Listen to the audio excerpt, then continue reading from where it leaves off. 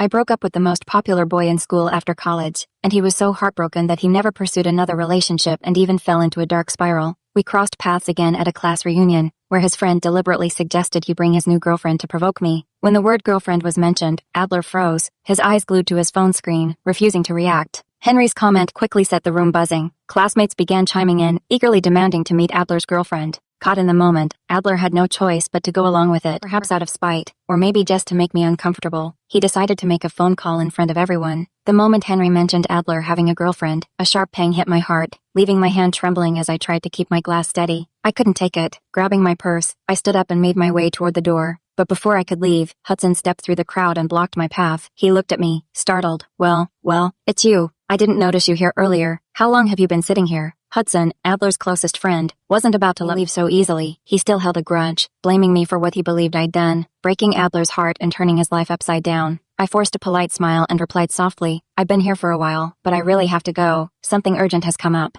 Hudson smirked, his tone laced with mockery. In such a hurry? You've seen Adler, haven't you? You two used to be so close. Even if things ended, you were classmates. The least you can do is let him know you're leaving, right? Before I could object, Hudson grabbed my arm and pulled me toward Adler. Adler didn't glance up or acknowledge me. He stayed hunched over his phone, typing furiously. Hudson grinned and called out, Adler, look who's here. Mildred wanted to say hello, but you're too busy to notice. What's so important on your phone, huh? The room fell silent as everyone turned to watch. I broke the tension with a light laugh, turning to Adler, who still wouldn't meet my gaze. I said, I didn't know you'd be here. If I had, I wouldn't have come. Sorry for ruining your evening. Don't worry, I'm leaving now. I turned to the others, offering an apologetic smile. My mom just called an emergency. I'll have to leave early. Let's plan another gathering soon. I'll organize it so we can catch up properly. With that, I turned to leave, determined to hold my composure. But just as I reached the door, a voice stopped me in my tracks. We're all here for a reunion, and our class leader worked hard to organize this event. You didn't ruin my evening. Your presence means nothing to me. Don't think you can use me as an excuse to leave. It was Adler. His tone was calm. I turned slowly, meeting his gaze.